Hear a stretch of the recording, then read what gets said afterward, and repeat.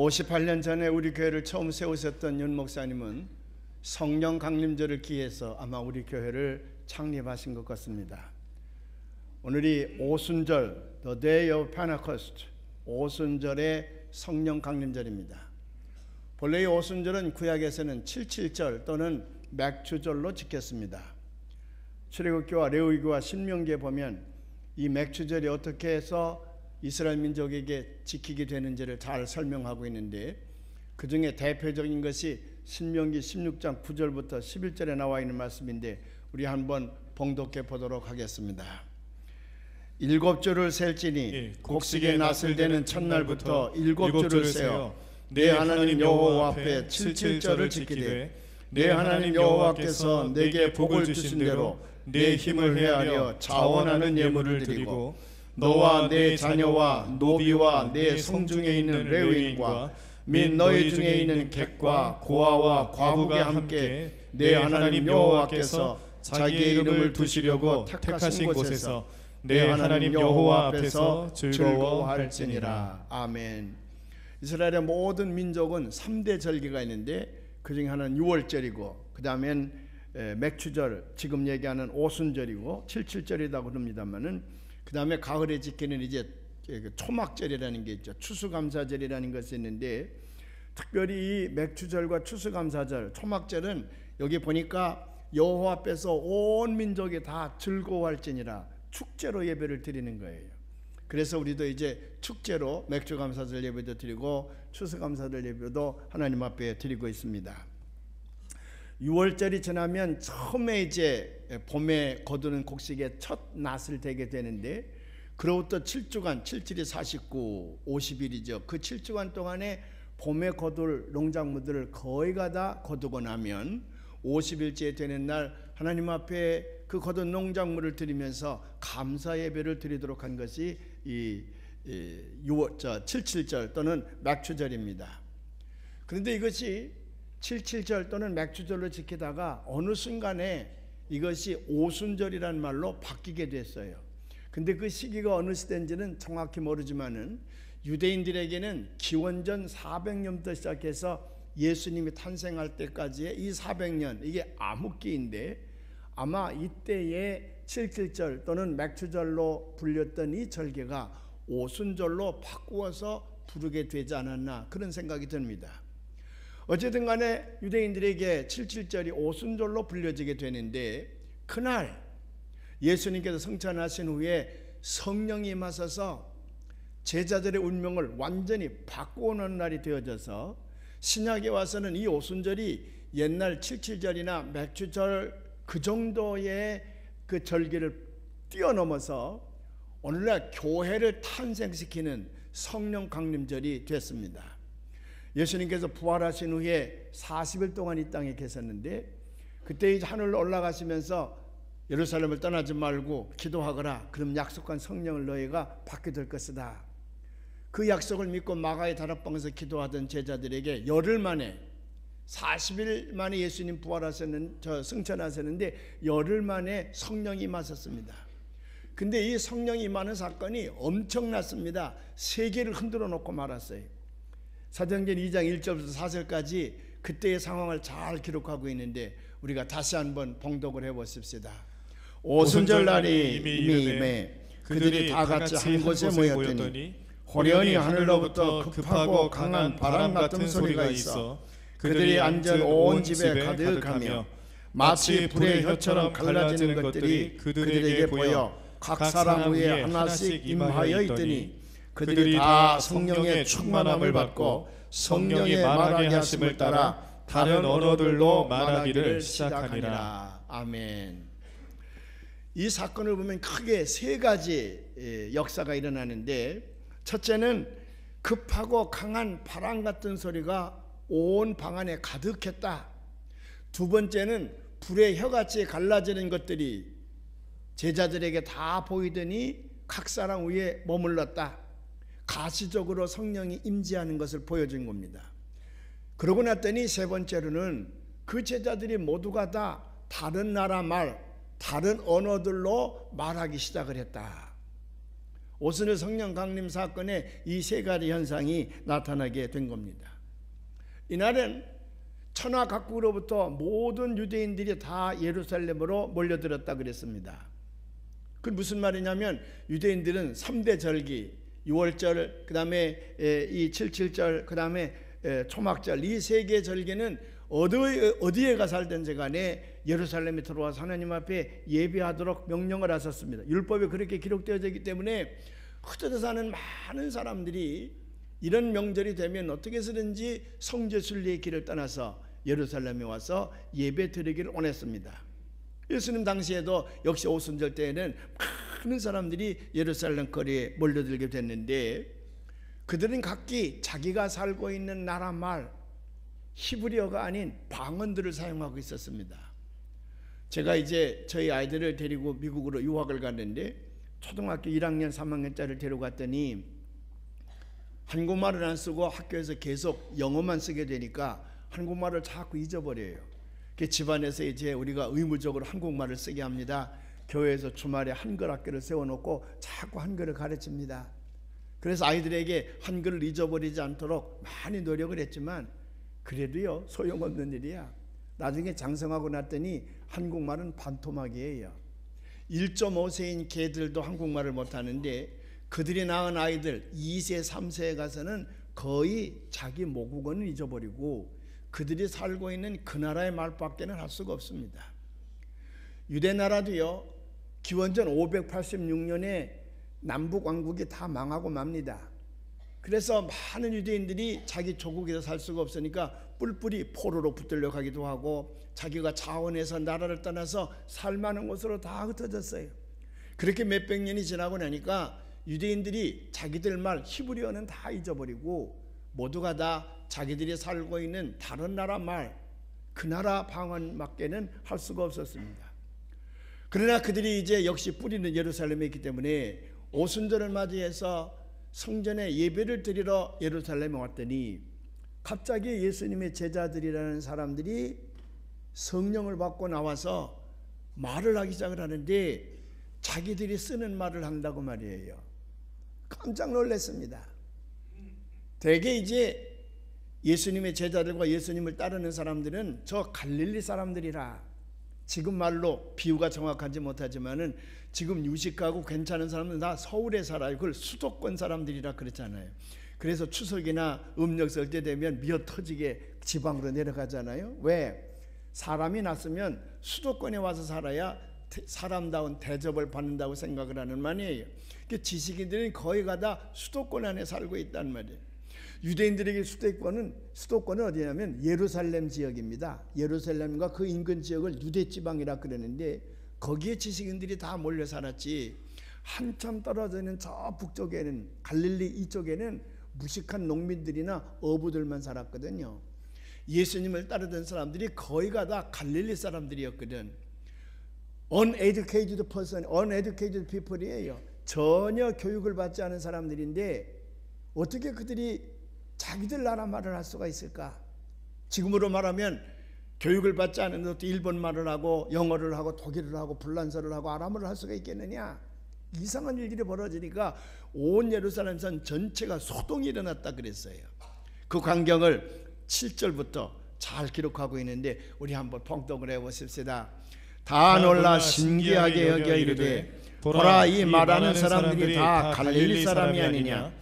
우리가 우리 각 사람이 난 곳 방언으로 듣게 되는 것이 어찌 되느냐? 우리는 바데인과 메데인과 엘람인과 또 메소포타미아, 유대와 갑바도기아, 본도와 아시아, 부르기아와 밤빌리아, 애굽과 및 구레네에 가까운 리비아 여러 지방에 사는 사람들과 로마로부터 온 나그네 곧 유대인과 유대교에 들어온 사람들과 그레데인과 아라비안들이라. 우리가 다 우리의 각 언어로 하나님의 큰 일을 말함을 듣는도다 하고 다 놀라며 당황하여 서로 이르되 이 어찌된 일이냐 하며 또 어떤 이들은 조롱하여 이르되 그들이 새 술에 취하였다 하더라. 교육을 받지 못한 예수님의 제자들이 갑자기 여러 개의 나라 말로 하니 두 가지 반응을 보이는 거예요. 하나는 뭐냐면 새술에 취했구나, 새술에 취했구나. 또 한 가지 반응은 어떤 신의 역사가 일어나지 않는가. 그래서 What does this mean? What does this mean? 이것이 무엇을 의미하는 거냐? 어찌된 일이냐? 우리가 그렇게 번역을 했지만 이것이 무엇을 의미하는 거냐? 그러면서 거기 있는 많은 사람들이 당황했다고 그랬습니다. 당황할 만하지요. 당황할 만하지요. 도대체 이런 일들이 어떻게 일어났을까? 만일 하나님이 이 일을 일으킨다 그러면 무슨 의미가 있는 거냐? 사람들은 여러 가지로 해석을 하려고 할 것입니다. 도대체 어찌된 일이냐? 무슨 의미가 있느냐? 그럴 때에 세 가지 여기서 중요한 것을 들추어내서 은혜를 받고 우리 마음속에 새기고 돌아가려고 합니다. 첫째는 이것이 무슨 의미가 있느냐? 하나님이 거기 계셨다는 의미입니다. God was there. 하나님이 거기 계셨습니다. 인간으로서는 도저히 오순절 성령의 사건을 어떻게 설명할 길이 없습니다. 한결이 설명할 수가 있었다면 하나님이 거기 계셨고 하나님이 오순절 성령의 사건을 일으킨 겁니다. 여러분 믿으시면 아멘 하시기를 바랍니다. 급하고 강한 바람의 소리, 불에 혀같이 갈라지는 것과 더불어 성령의 임재함, 그리고 그들이 말하는 소리를 듣고 자기들 나라 말로 이야기하는 것에 대해서 깜짝 놀라 소동하는 군중들, 이건 모두가 다 하나님의 계획 아래 이루어진 것이라고 말이죠. 왜냐하면 하나님께서 하시지 아니하면 도대체 인간 세계에서 이런 일들은 일어날 수가 없습니다. 어떤 사람들은 우연한 사건이라 그러지만 이 오순절날 성령이 강림한 건 우연한 사건이라 그러지만 절대로 그렇지 않다는 겁니다. 하나님의 섬세한 계획하에 이 사건을 일으키게 됐다는 거예요. 하나님께서 예수 그리스도를 통하여 이 인류를 구속하고자 하시는 그 섭리는 중동 지역이 하나의 민속 종교로 남기를 원하는 것이 아니라 전 대륙에 다 들어가서 온 인류를 구원코자 하는 하나님의 섭리가 계셨습니다. 이 오순절날 천하 각국에서 많은 사람들이 몰려왔을 때에 성령의 충만한 사건을 일으킨 까닭은 온 대륙에 복음을 전하고자 하는 하나님의 섭리가 있었다고 말이죠. 빌립보서 2장 10절에 이런 말씀이 있습니다. 우리 함께 봉독을 해보십시다. 하늘에 있는 자들과 땅에 있는 자들과 땅 아래에 있는 자들로 모든 무릎을 예수의 이름에 꿇게 하시고. 그러니까 여기 every knee will bow, 모든 무릎을 before Jesus Christ, 예수 그리스도 앞에 무릎을 꿇게 하신다는 말씀은 무슨 말이냐 그러면 그리스도의 복음을 통하여 온 인류를 구원코자 하시는 하나님의 계획이 있다는 말이거든요. 그런데 그 조건적으로 보면 말이죠, 일일이 제자들이 다른 나라 말을 배워서 그 대륙에 건너가서 복음을 전하는 것이나 아니면 그 사람들을 중동 지역으로 데리고 와서 훈련시켜서 그 사람들을 보내는 일이나 다 힘들 것입니다. 근데 지금 오순절을 맞이해서 각각 자기들 방언을 얘기하는, 자기들 말을 얘기하는 수많은 사람, 이 성경에 뭐라고 되어 있습니까? 대충 몇 가지 도시와 나라들을 열거를 했습니다마는 그 앞에 천하 각국으로부터 많은 사람들이 몰려들어서 예루살렘에서 하나님 앞에 제사 드리려고 할 때에 그때에 성령 받은 제자들이 그들의 말로 복음을 전하니 하루에 3,000명씩 예수를 믿게 되었더라. 하루에 3,000명, 그들이 온 나라가 다 달라요. 거기서 예수 믿고 은혜 받고 성령 받은 다음에 그들이 각기 자기 나라를 가게 될 때에 하루에 3,000명씩 각 대륙으로 선교사를 파송하는 것이라고 말이죠. 하나님의 계획으로 이루어진 겁니다. 우연히 오순절에 성령 강림 사건이 일어난 것이 아니라는 얘기지요.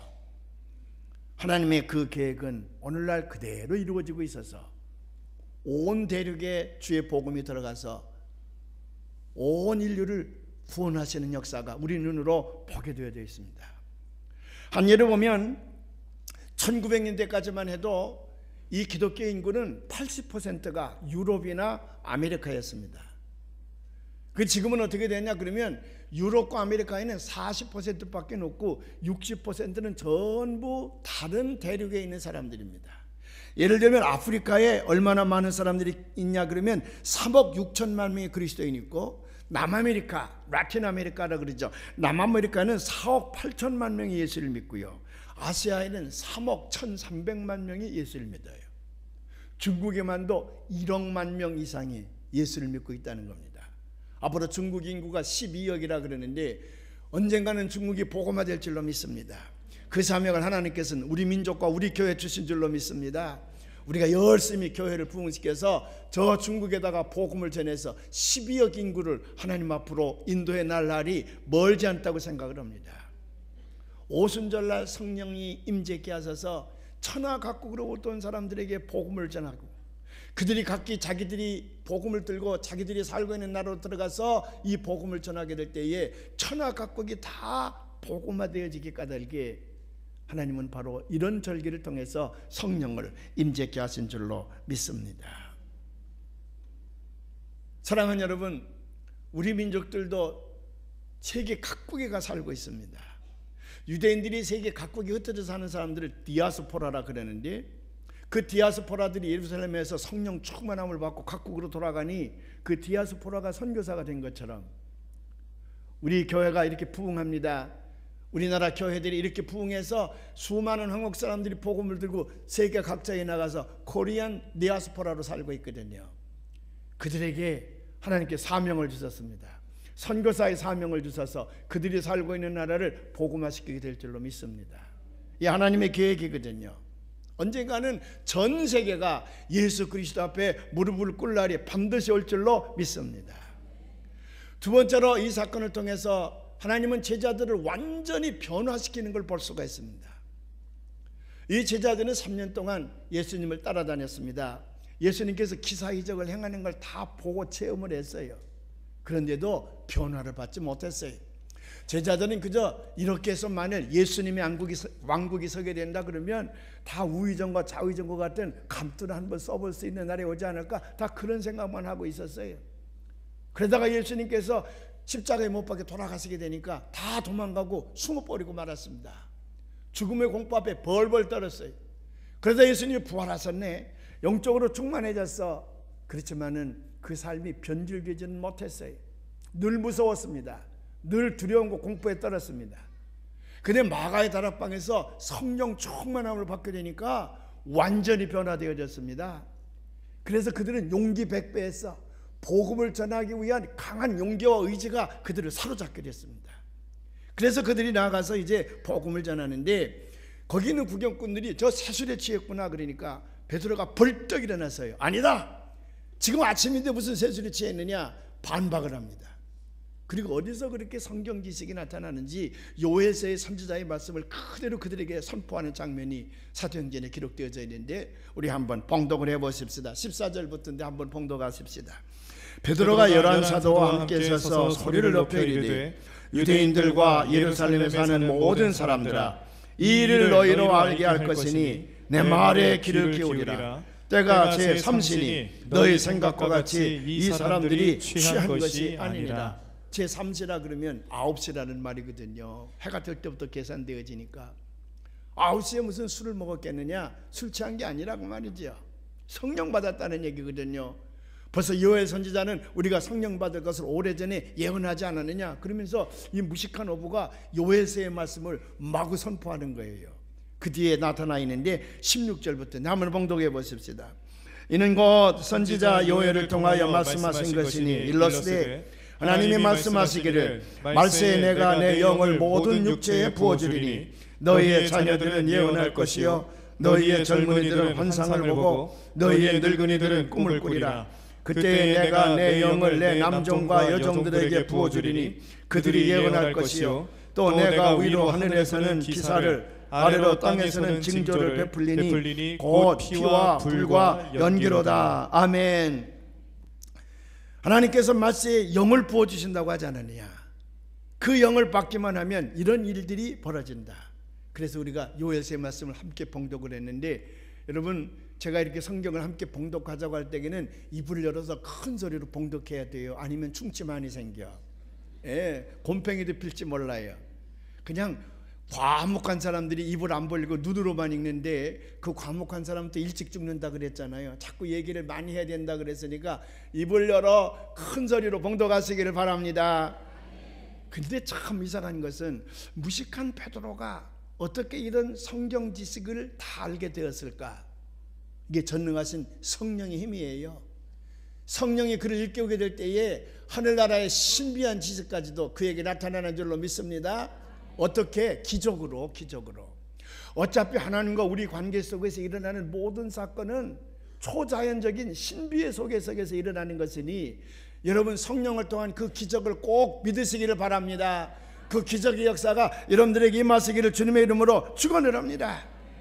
베드로가 이렇게 용감하게 나가서 복음을 전하다가 그는 십자가를 지고 순교하지 않습니까?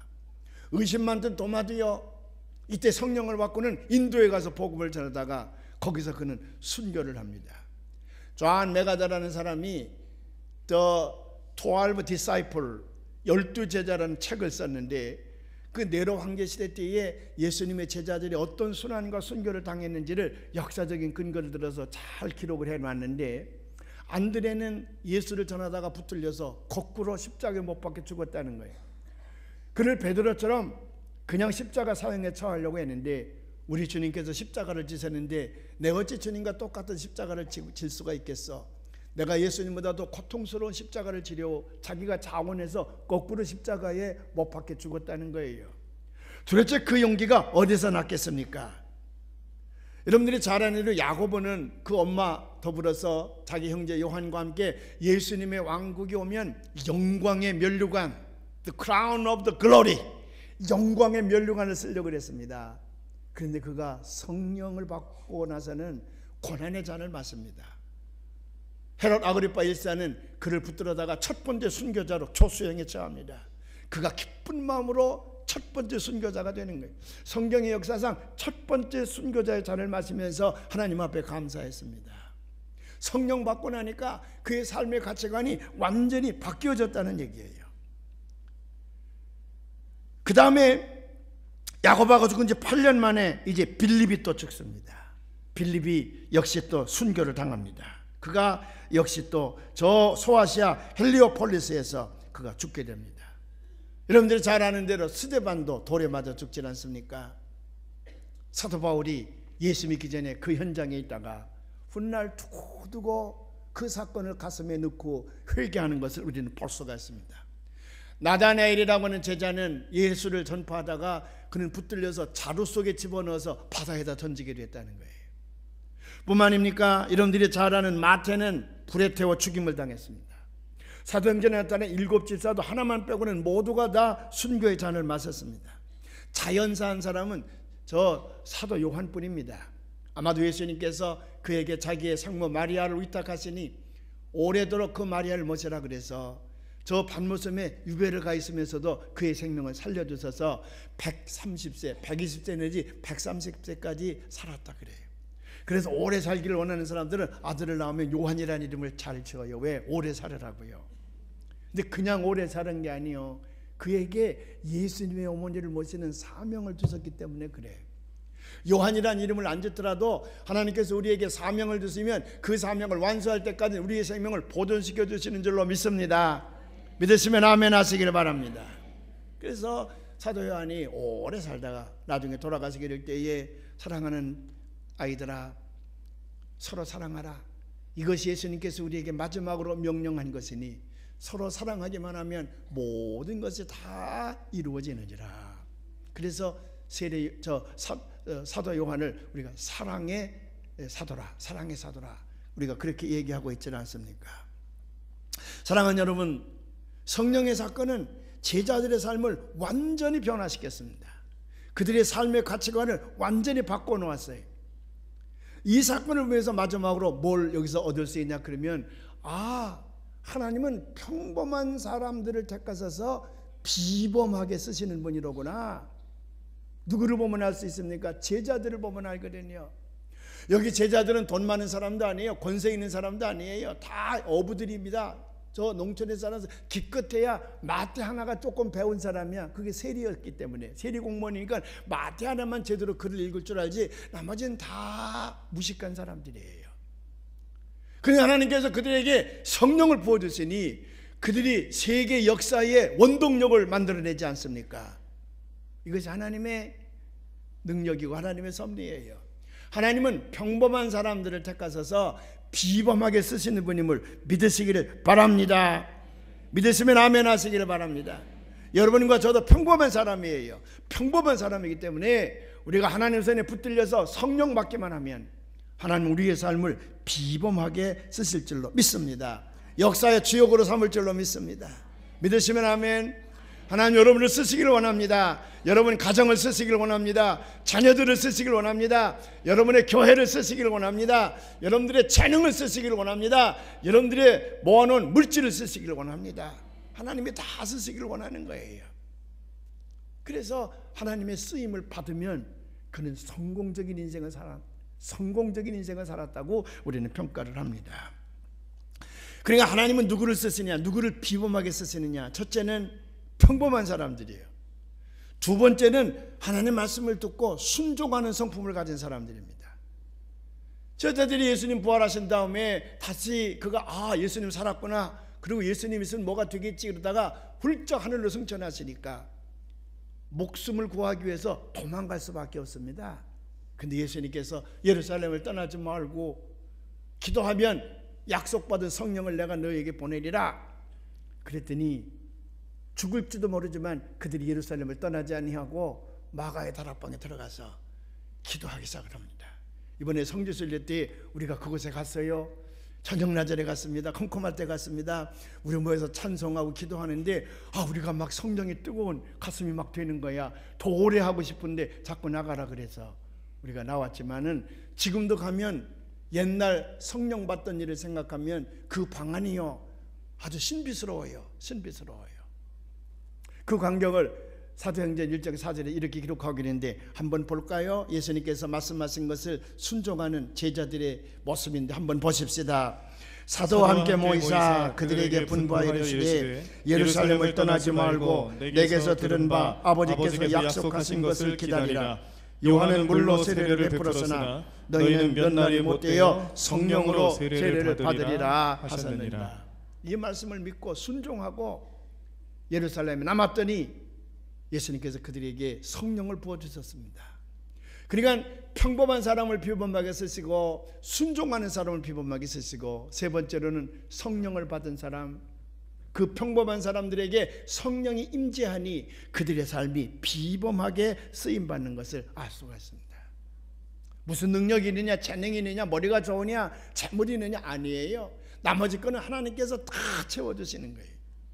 여러분 원종수 박사라는 사람의 간증을 들었습니까? 이분이 암 전문의로 아주 굉장히 유명한 의사인데 그것보다는 하나님이 내게 역사했던 간증이 더 멋있어요. 중학교 다닐 때까지는 별 볼 일 없었답니다. 공부도 잘하지 못했대. 중간 이하였답니다. 근데 고등학교에 들어가서 성령을 받았어. 어느 집회에서. 그 성령 받고 나니까 두 가지 현상이 일어났는데 하나는 내가 하나님을 위해서 큰 일을 하려면 준비를 해야 되겠구나. 내가 그러기 위해서는 공부를 해야 되겠다. 공부할 마음이 생기고요. 두 번째는 공부를 시작하니까 하나님께서 그 머리를 비상하게 하시는데 옛날에는 몇 번씩 외워도 안 외워지던 단어들이 그냥 막 외워지는 거야. 그래서 고등학교를 1등으로 졸업했다는 거 아니에요. 신비한 일이 벌어졌다는 거야. 창만 열면 쏙쏙 들어오더라는 거지. 서울대학교 의과대학에 들어갔습니다. 거기서도 1등 했어요. 그냥 창만 열어 공부하면 하나님께서 모든 것 다 이루어 주시는 거야. 머리를 비상하게 만드는 거예요. 혹시 여러분들의 자녀들이 머리가 둔하다고 생각합니까? 열심히 믿어도 성령 받게 하면 천재가 될 줄로 믿습니다. 그 미국 의과학과에서도 공부를 얼마나 잘했는지 암 전문의로 아주 유명한 의사가 됐습니다. 근데 이 사람 요즘에 뭐 하고 다니냐? 암 환자들 고치는 것보다 더 중요한 것이 있다. 복음을 전하는 일이다. 그래서 자기를 그렇게 비상하게 만들어주신 하나님의 은혜를 온 세계에 다니며 전하고 있어요. 그게 원종수 박사예요. 아마 테이프로도 많이 나와 있을 겁니다. 제가 대전에 가서 집회를 하는데 그 충남대학교 의과대학 교수 내외가 한번 점심을 대접을 했어요. 목사님께서 휴가 얻어서 부흥에 전부 참석하라 그래서 자기들이 휴가를 받았다는 거야. 그러면서 이제 점심에 강사를 대접하는데 제가 당신 부부가 어떻게 이렇게 머리가 좋은 사람들이냐고, 그래서 다 이렇게 의과대학 교수가 됐으니 당신은 부부가 대단하다 그랬더니 그 남자가 했다는 말이 전요 초등학교 다닐 때 중학교 1학년 때는 꼬라비였답니다. 꼬라비, 꼴찌였대. 꼴찌. 공부하기 싫어서 맨날 놀러나 다니고 그랬대요. 근데 한 가지는 교회 마당에서 많이 놀았대. 어머니가 열심히 교회 다니기 때문에. 근데 중학교 3학년 때 그가 성령을 받은 거야. 아, 내가 하나님을 위해서 큰일을 하려면 열심히 공부해야 되겠구나, 그런 마음이 들더래. 막 공부하고 싶은 마음이 들더래. 그래 가서 공부를 하는데 그냥 공부가 이렇게 잘 되더라는 거야. 너무 재미있고요.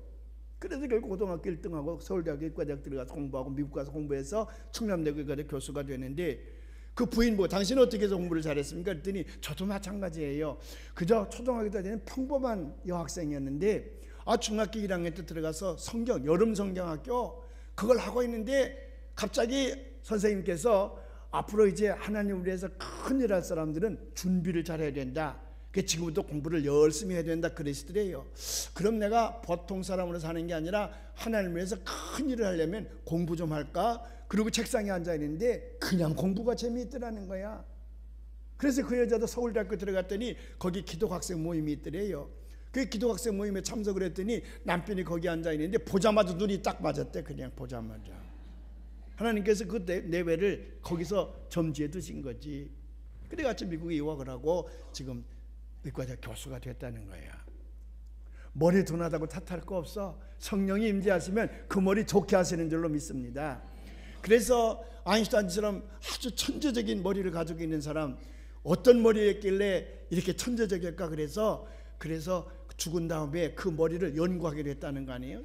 저 캐나다 뇌학자들이 그 머리를 갖다가 특별히 유가족들에게 부탁을 해서 그 뇌를 갖다 연구를 했더니 똑같더라는 거 아니야. 다만 조금 가볍더래, 다른 머리에 비해서. 그래서 머리 둔한 사람을 돌대가리 하는 게 아마 머리가 조금 무거우면 그만큼 머리가 둔한가 봐요. 근데 무거워도 괜찮아. 그저 무쇠처럼 무거워도 예수 잘 믿고 성령 받으면 하나님께서 아인슈타인 이상으로 가볍게 할 줄로 믿습니다. 많은 사람들이 그렇게 증언하고 있잖아요. 지난 금요일 날 이상득 의원과 점심을 같이 했습니다. 몇 목사님들이 모인다 그래서 갔더니 우리 권승다장님도 거기 와 계시던데 한 10대 명이 앉아서 밥을 같이 먹었습니다. 그분이 이제 그동안 대통령형으로서 외국에 다니며 자원 애교를 위해서 열심히 일을 했대요.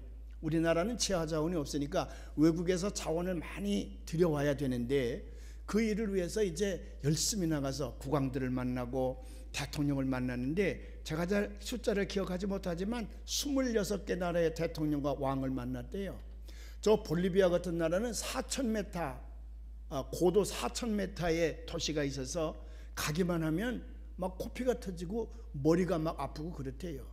그래도 그 리투늄이라고 하는 매우 중요한 자원을 우리가 수입을 해야 되기 때문에 거길 6번인가 갔었대. 어려운데도요.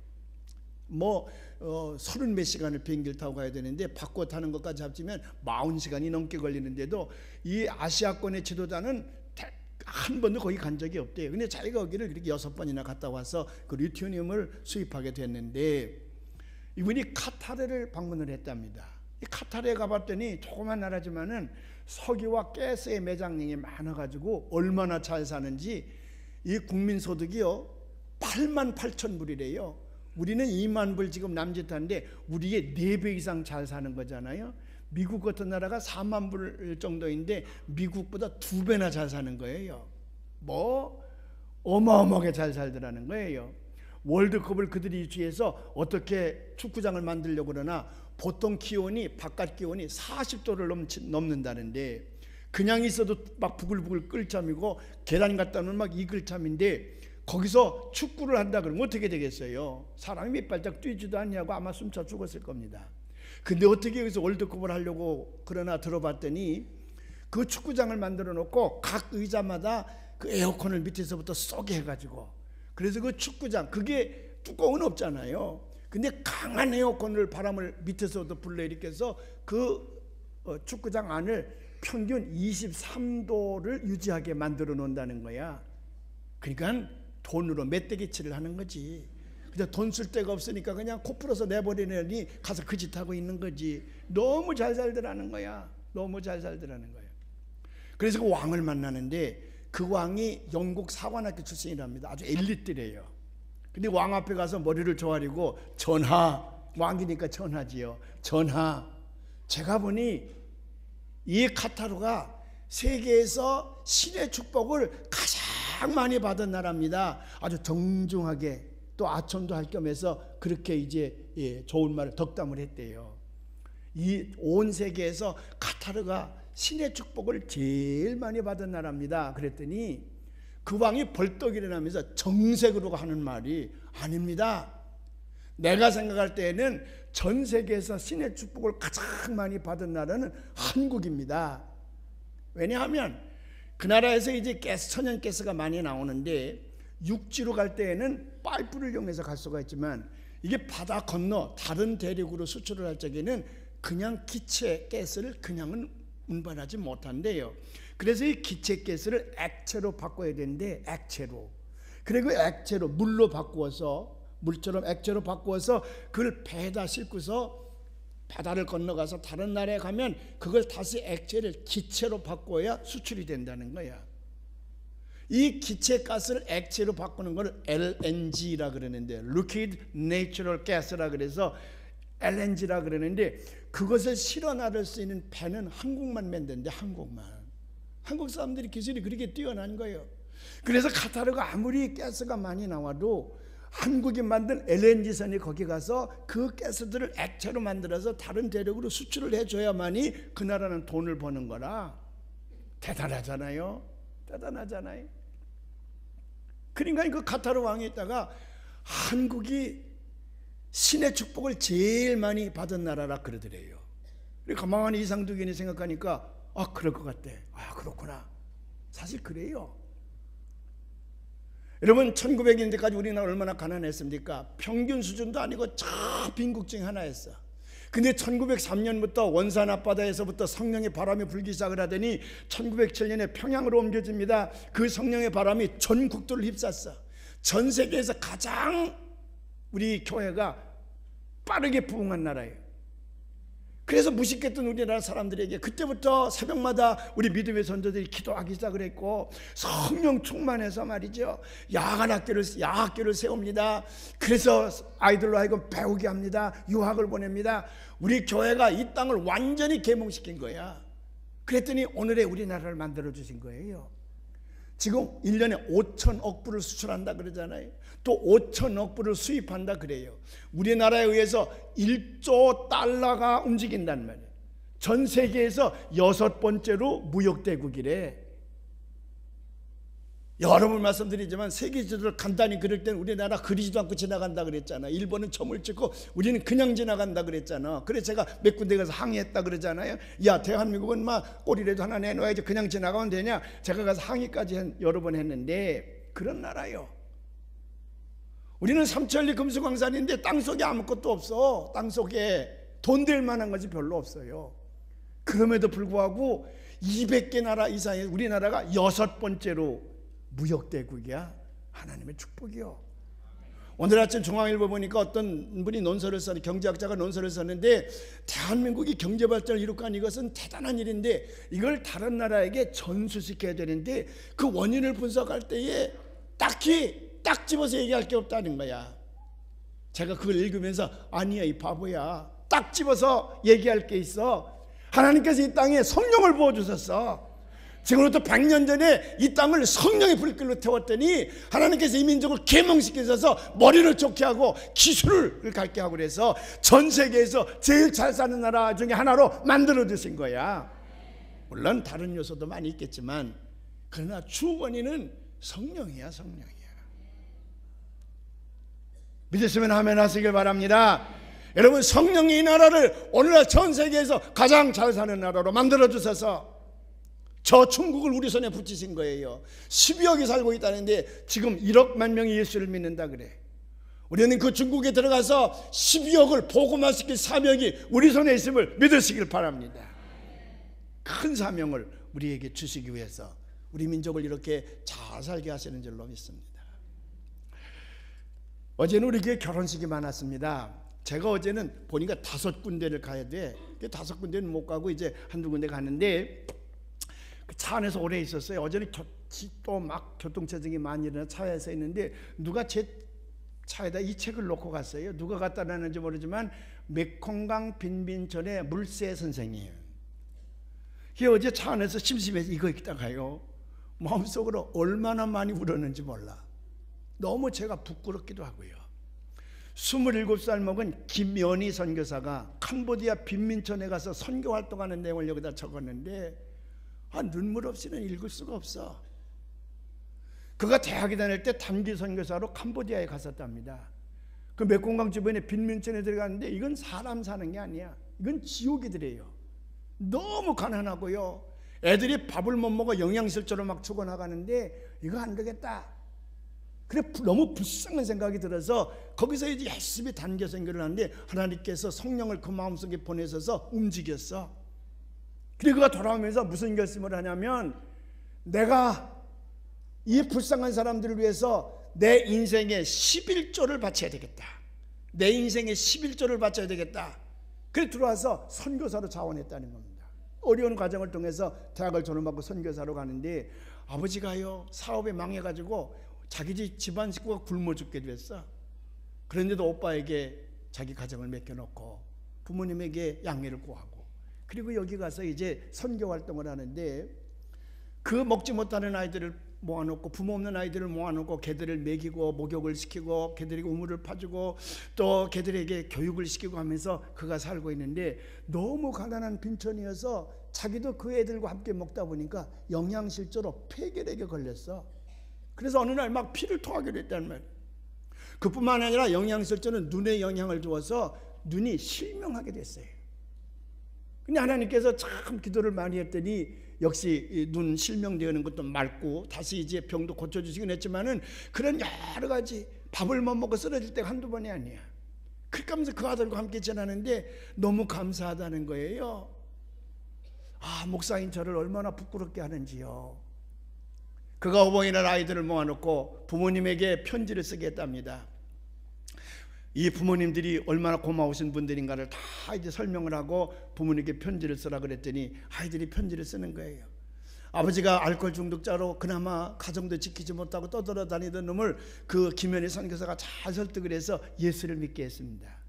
그래 이제 술을 끊고 교회를 다니는데 그 딸아이가 편지를 썼습니다. 아버지가 술 취해 다닐 적에는 밉고 창피했는데 이제 예수 믿고 다 함께 교회를 나오니 아버지가 너무 훌륭해요.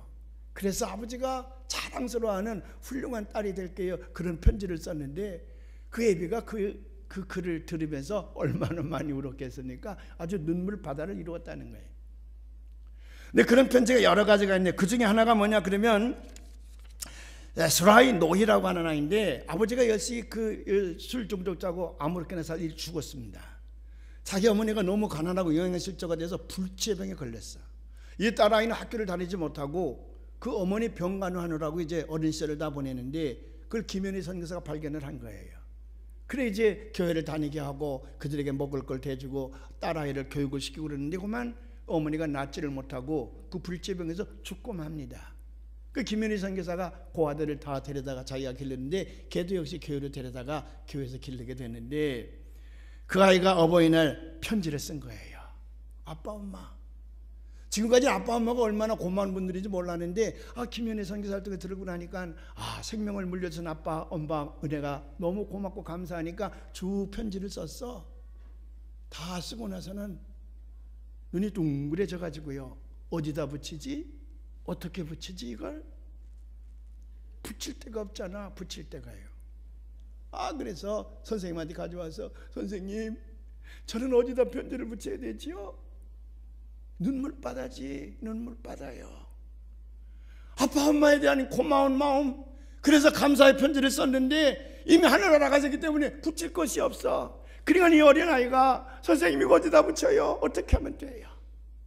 그래서 김연희 선교사가 그 아이를 가슴에 묻고요 한참 울고 나서 하는 말이 얘야 내가 내 엄마 아니냐? 내가 내 엄마 되어줄게. 내가 내 엄마 되어줄게. 그래서 많은 고아들을 자기 품속에서 지금 기르고 있다는 거예요. 27살 먹은 사진을 보니까 아주 이쁜 처녀예요. 사랑하는 여러분, 우리가 예수 잘 믿고 머리가 비상해지고 공부도 많이 해서 훌륭하게 되는 것도 큰 축복입니다. 대통령 되는 것도 축복이에요. 장관 되는 것도 축복이에요. 교수 되는 것도 축복이에요. 법조인이 되는 것도 축복이에요. 의사 되는 것도 축복이에요. 돈 많이 벌어서 세계에 재벌 되는 것도 큰 축복이지. 이건 매우 중요합니다. 그러나 인생은 그 길만 있는 거 아니야. 그 길만이 하나님의 큰 축복을 누리는 것이 아니올시다. 한 번밖에 살 수 없는 인생인데 이렇게 하나님 장중에 붙들마 되어져서 예수님처럼 나아가서 그 불쌍한 빈민들을 붙들고 그들과 함께 눈물을 흘리며 살아가는 것도 세계 재벌이 된 것보다 훨씬 훌륭한 사업, 훨씬 훌륭한 사역이요, 인생이요, 하늘의 상급이 있는 삶입니다. 성령 받으면 이런 일도 할 수 있다고 말이죠. 하나님은 어떤 특별한 사람만 택하여 쓰시는 것이 아니라 평범한 사람을 택하여 쓰십니다. 순종하여 성령 받기만 하면 장중에 붙들마 되어져서 비범한 삶을 살아갈 수가 있습니다. 그래서 우리 교회도 탄생된 거예요. 앞으로 여러분에게 성령이 임재하심으로 말미암아 한 번밖에 살지 못하는 인생인데 비범하게 살아가시는 하나님의 거룩한 백성들이 되기를 주님의 이름으로 축원을 합니다.